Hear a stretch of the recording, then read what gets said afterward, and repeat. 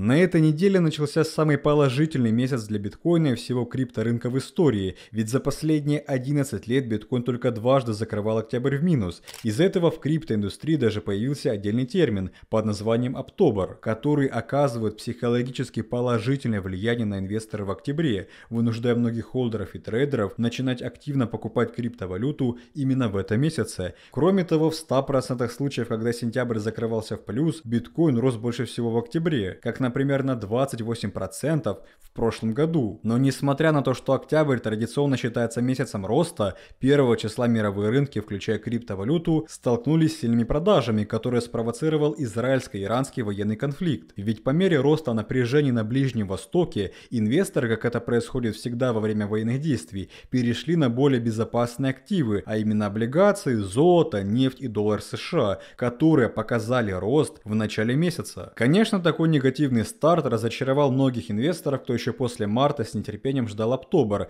и настроение ухудшается еще сильнее, особенно после того, как аналитики Уолл-стрит начали бить тревогу, что Израиль уничтожит нефтяную инфраструктуру Ирана, из-за чего цены на нефть взлетят в космос. А также сейчас проходит самая масштабная забастовка 45 тысяч рабочих, которая приносит убытки экономике США в размере 5 миллиардов долларов в день. На этом фоне растет угроза падения биткоина ниже уровня 60 тысяч долларов, и аналитики начинают сомневаться, что октябрь станет зеленым месяцем для его цены. Но неужели понижение процентных ставок ФРС, рост ликвидности со стороны Китая, приток капитала в ETF, а также поддержка от BlackRock и китов не смогут удержать цену биткоина в октябре? А об этом, друзья, вы узнаете в сегодняшнем большом прогнозе на октябрь, который будет состоять из геополитического разбора и ответа на вопрос, как напряжение на Ближнем Востоке повлияет на мировую экономику, экономического прогноза, где мы разберем дальнейшие планы ФРС и влияние рынка труда, ну и само собой технический анализ цены биткоина и его сетевой метрики. Ведь по мнению CryptoQuant, биткоин готовится повторить тренд тех годов, когда был халвинг, и пробить уровень 85 тысяч до конца этого года. Так что обязательно смотрите это видео до конца, чтобы знать, к чему нам готовиться в октябре. Дополнительно поддержите ролик лайком, ведь после того, как мы наберем 1500 лайков, вас будет ждать новое интересное видео про альткоины. А также перед просмотром напишите в комментариях, как вы думаете, сколько будет стоить биткоин в конце октября. Нам было бы интересно узнать ваше мнение. А вам я желаю приятного просмотра. Меня зовут Влад, вы на канале Coin22. Мы начинаем!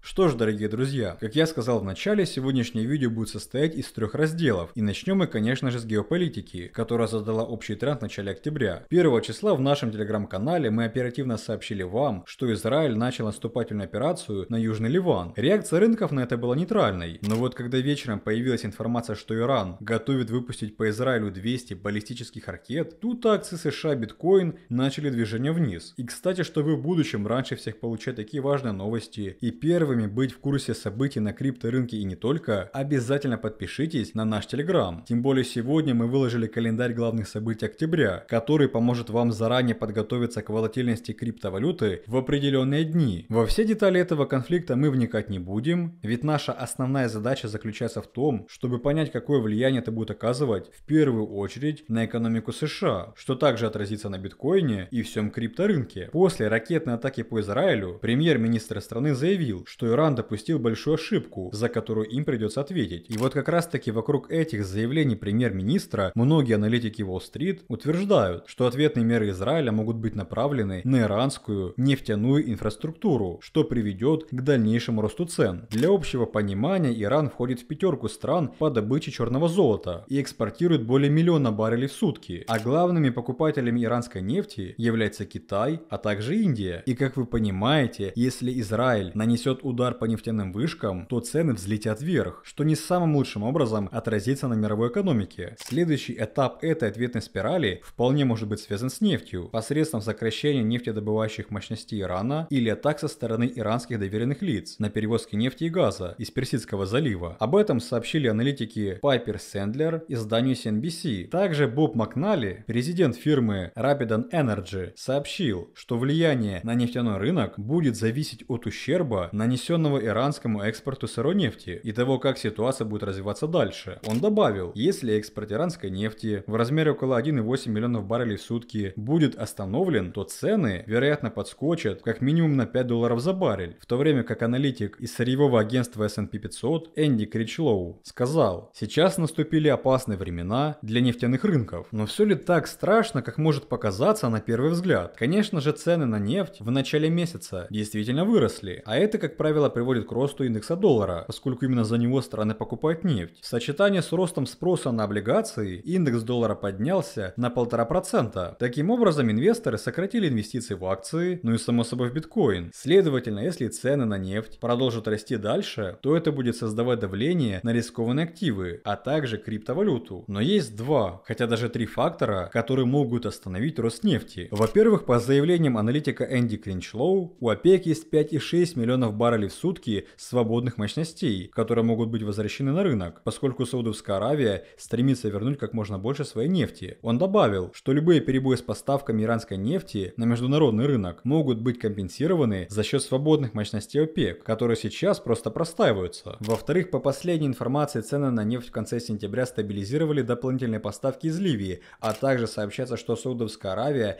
намерена увеличить добычу нефти, что опять-таки приведет к компенсации. Ну и в-третьих, нам необходимо понимать, пойдет ли Израиль на такие меры, которые на самом деле окажут большее влияние на многие другие страны, чем на сам Иран, а также вряд ли такое решение Израиля поддержат США. Байден заявил во вторник, что США и Израиль обсуждают ответ на иранскую атаку, и еще неизвестно, каким будет результат. По словам американского чиновника, в ходе переговоров между администрацией Байдена и правительством Израиля, США ясно дали понять, что поддерживают ответ Израиля, но считают, что его следует проявлять сдержанно. И вот поэтому все-таки есть большая вероятность, что Америка не разрешит уничтожать нефтяные базы и вышки, которые находятся в Иране. Но, конечно же, 100% гарантий нам никто не дает. Тем не менее, Байден четко ответил, что они точно не поддерживают и запрещают удары по объектам ядерной программы. В любом случае, если даже вспомнить нападение Хамаса на Израиль в прошлом году, то рынки достаточно быстро стабилизировались и цены на нефть упали, а S&P 500 вообще продолжил пробивать новые исторические максимумы. Ведь несмотря на конфликт на Ближнем Востоке, экономика США двигалась к понижению процентных ставок, которое наконец-то произошло в сентябре. Но вот как теперь США, где базируются фонды, которые являются главными покупателями биткоина, будут стимулировать рост своей экономики, учитывая потенциальную угрозу со стороны Ближнего Востока, а также как это будет влиять на криптовалюту? На самом деле, еще в прошлом ролике, где я уже делал прогноз биткоина на эту неделю и рассказывал о важных событиях, я сказал, что перед ростом до 70 тысяч нас будет ждать откат. Конечно, я не имел в виду, что он будет связан с последними новостями, ведь мои аргументы заключались в нехватке ликвидности и сильном сопротивлении в диапазоне 66 тысяч. Но, кстати, используя специальную метрику, которая показывала области продаж со стороны инвесторов, аналитики нашей подписки Coin22 Pro еще перед падением рынка предоставили всем участникам отличную шорт-сделку на монету DOT, на которой мы заработали от 70% профита. А также до этого мы фиксировали прибыль по лонгам, как, например, от 75% на росте AVAX, от 50% на движении Atom, от 65% на скачке лайткоина, а также на других сделках, которые были опубликованы ранее. Как вы можете заметить, если знать оптимальные уровни для открытия позиций, то вы сможете зарабатывать даже во время падения. И благодаря практическому обучению для новичков в сопровождении наших специалистов, мы вас этому научим. Также все участники Pro получают доступ к поддержке 24/7, а наши эксперты по долгосрочному инвестированию индивидуально для вас соберут прибыльный спотовый портфель. Октябрь только начинается, и если вы желаете оставаться в плюсе во время самого положительного месяца года, то переходите и получите всю подробную информацию по ссылке в описании.